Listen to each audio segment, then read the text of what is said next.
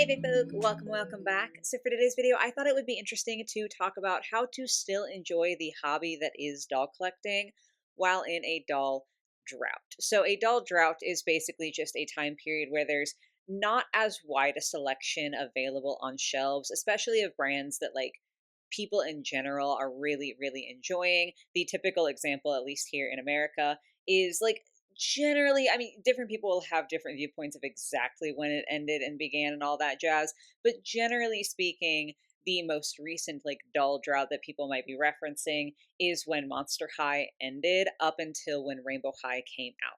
Throughout that era, there definitely were still dolls on shelves. I know for sure LOL OMG was like a really big one that kind of carried us through the doll drought. Of course, Barbie was still on shelves, but Barbie was just not necessarily as popular as she has been in the past.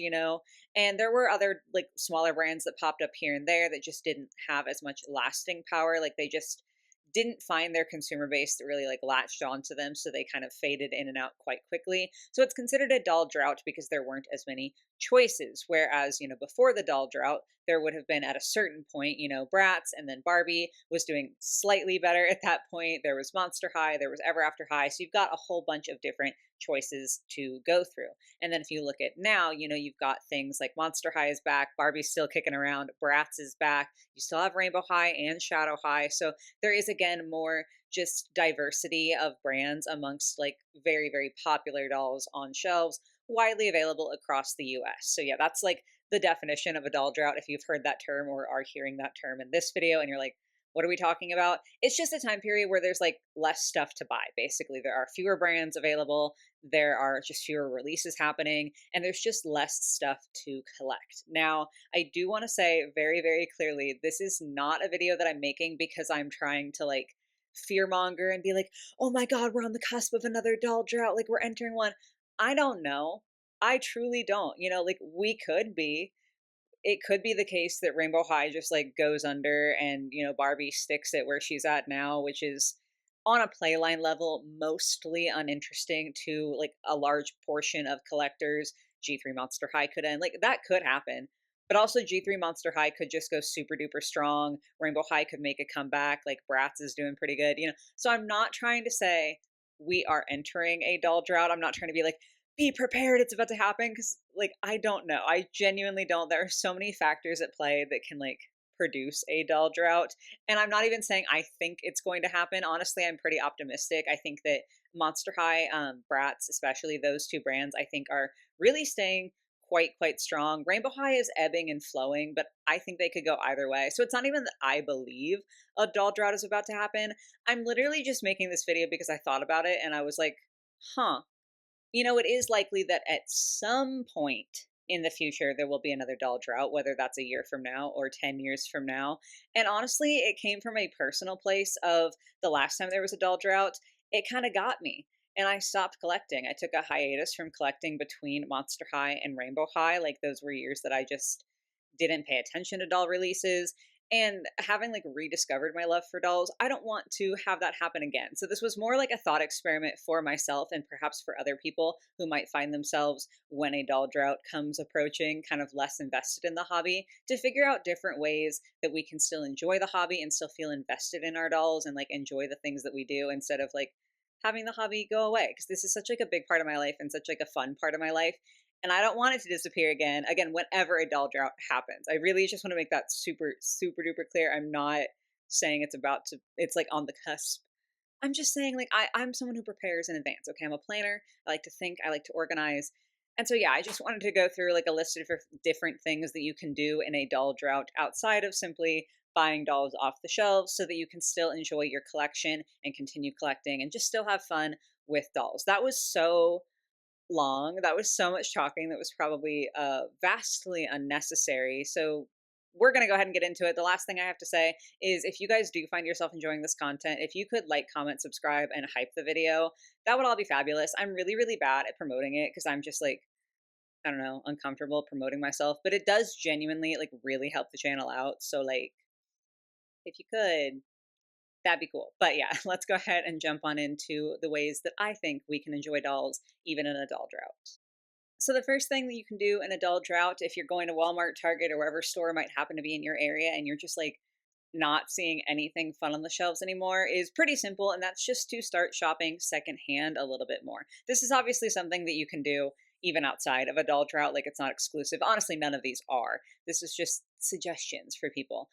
So yeah, it's totally viable to go ahead and sort of shift your focus. If there's less stuff, at least for me, if there's less stuff on the shelves, I still have like my doll budget, right? But it's not going to stuff that's brand new. So then I can just rotate, my focus a little bit and start shopping secondhand for dolls that I have wanted. Or you can even just like end up researching other doll brands that you didn't know anything about. You can discover old doll brands that you like suddenly fall in love with, and then you can shop for those secondhand. That's just like a very easy way, I think, to still be adding to your collection and growing and curating your collection and like doing the doll collecting thing without there being a lot on shelves. Is to simply shift your focus and end up shopping secondhand. That could mean that you're going to thrifting or like antique malls in search of dolls in person. It could be hunting for good deals on Mercari and eBay and stuff like that. It could just be, meeting up at like swap meets or other collectors online. You're like buying and trading and selling from each other.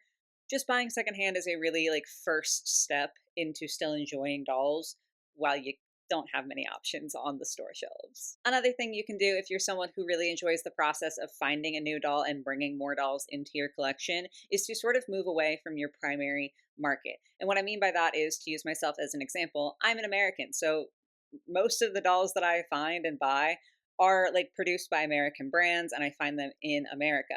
But that's not the only way to shop. And obviously, like, I'm using my perspective as an American to say this, but you can absolutely do this in other areas of the world as well. Like, you can end up finding dolls from different countries that you just never knew existed, because like America is certainly not the only country that has playline dolls available. I know there are dolls that are unique to Australia that I've seen. Like, I'll see people do like their vlogs and stuff in Kmart's, and there's like dolls that I've never seen that are completely commonplace over there. Or East Asia has a lot of different doll brands. I feel like they have sort of a thriving doll market, sometimes a little bit more expensive, but they definitely do have playline lines as well. Obviously, there are the import fees and everything, but it is still an option. And the other thing that you can do is get into maybe more expensive varieties of dolls. I tend to not collect like super duper high end expensive dolls because I also like playline dolls. And so for me, it's just one of those things where it's easier to get the playline dolls. And I end up missing out on fewer playline dolls because they're cheaper for me to end up purchasing. But if I don't have any playline dolls that I want to buy, suddenly it's like, okay, would I be interested in something like Integrity Toys, where they are more expensive, high quality, like collector level dolls, or BJDs? Like, is that something that I would want to get into if I suddenly have all this money freed up because I'm not buying playline dolls because there aren't any interesting ones on the shelves? So there are so many different doll markets outside of, again, to use myself as the example, the playline American doll market. Just because one market is having a doll drought certainly does not mean that the entire world is, and you definitely can explore different avenues and different cultures to buy dolls from. This seems like a good point to say, I promise there are items on this list, like items in this video, that are not consumer based. It's just like doll collecting is inherently a relatively consumeristic hobby. And so I'm sort of talking about different ways and different things that you can buy first off. But I am going to have suggestions later on in the video that don't actually involve buying a ton of new stuff. So don't be alarmed. I'm not just sitting here being like, hey, here's 17 other things that you could buy. I am doing that.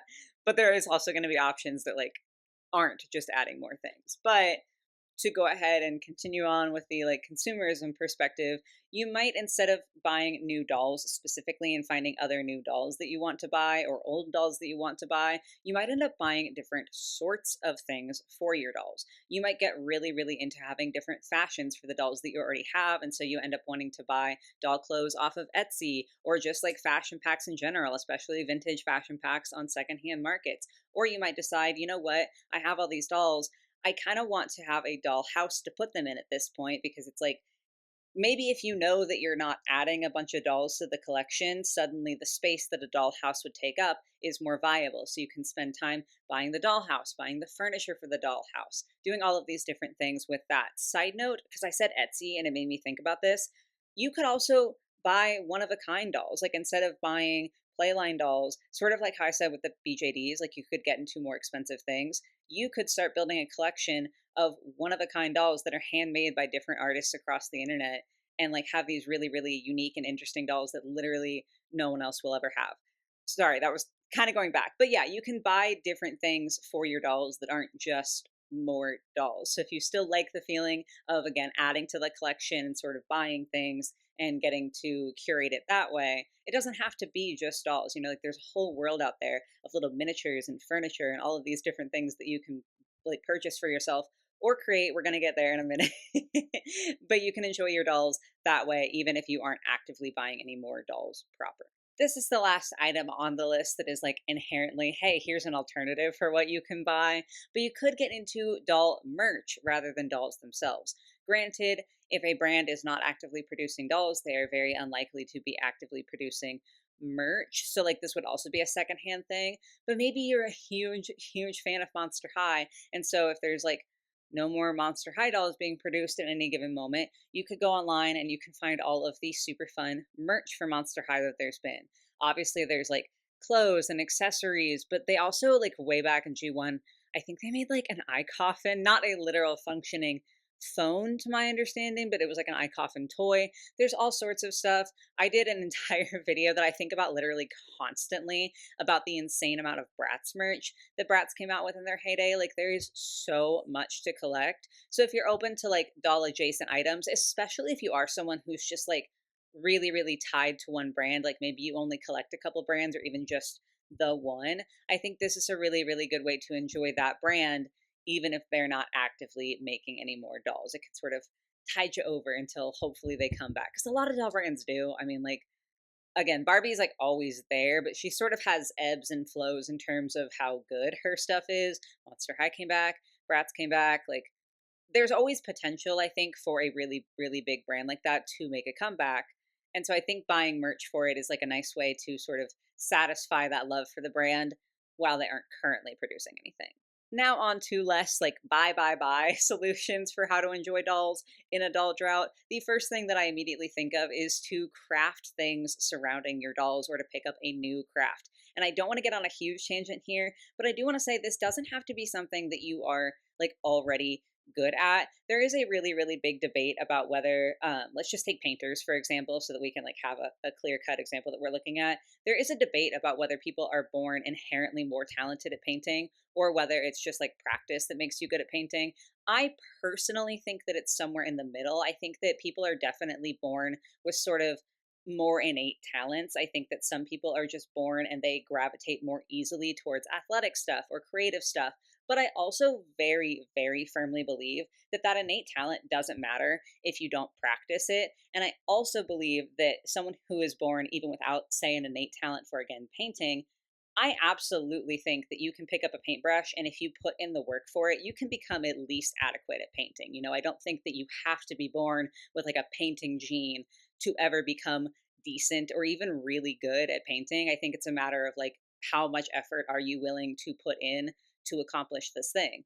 So, if you're willing to put in the effort, like absolutely you can pick up a new craft. Maybe you've never sewn before, like me up until recently, but you could learn to sew doll clothes if that's something that like you think would make you feel closer to your collection and make you enjoy your collection, is like literally crafting things with your hands for them to wear. You could pick up sculpting and make accessories for your dolls. You could do, I sort of alluded to this with the dollhouse earlier, but if you get into dollhousing or if you already like dollhousing, that's probably not a word, but I just sort of said it.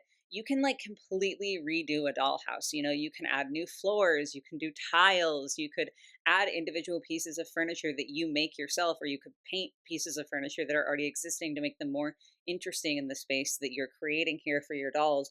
There are so many crafts that you can manage to tie to dolls, and those are just like the physically tangible things. You could get into doll photography. Literally all you need to take a photo is a phone. Like, especially in this day and age, like most phones come with decent cameras, at least, if not genuinely really, really good cameras. So you don't need any special equipment. You just need a doll and your phone, and you're there. You're good to go. You can start taking doll photography. You could write stories about characters that you make up for your dolls, or if you are like, oh, I love Monster High, I want to write some Monster High fan fiction, Write some Monster High fan fiction. Like, why not? It's a really good way to keep yourself enjoying these things that are either like tangentially related to dolls or directly related to dolls without you having to purchase any more dolls. And also, I'm just always an advocate for people being creative. I think that it's like a wonderful thing for our brains to try to be creative and even again to pick up those new skills. It's really genuinely like so helpful and healing, in my opinion. Like, I think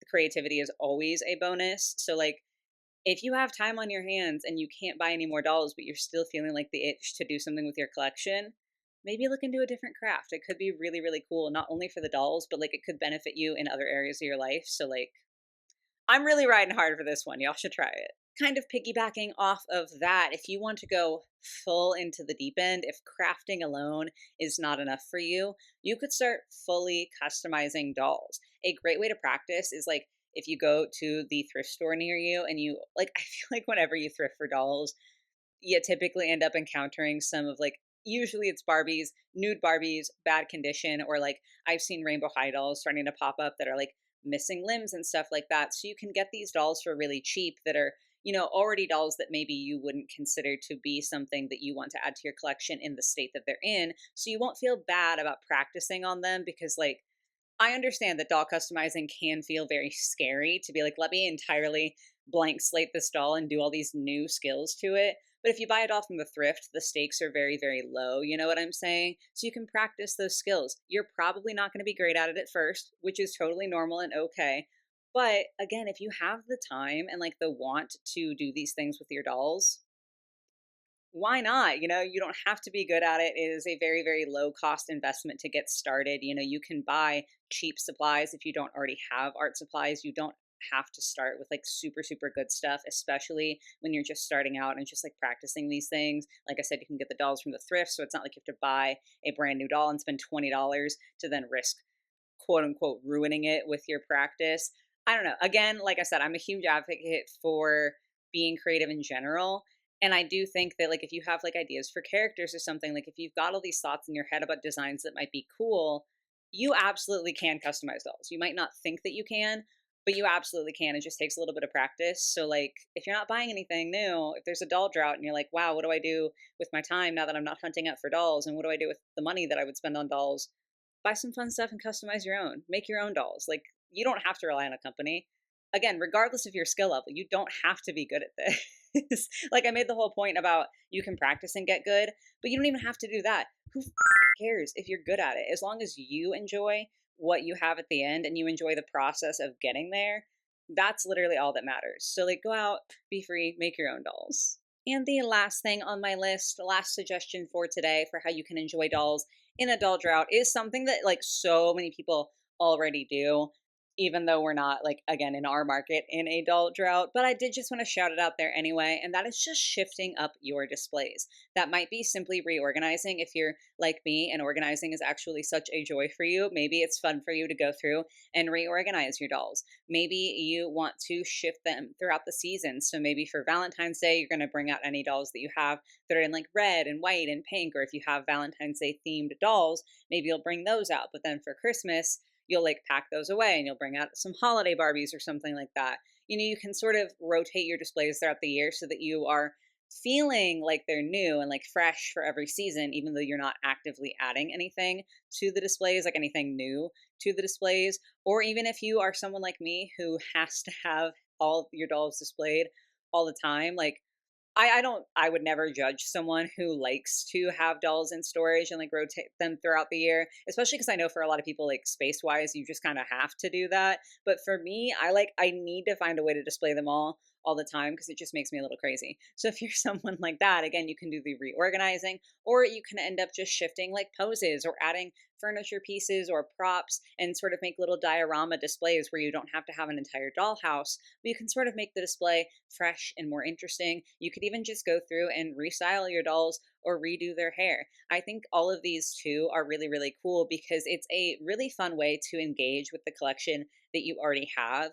Like I'm very aware of all the dolls that I have. I'm down here a lot. I look at them a lot. So like I know all of the dolls that I have.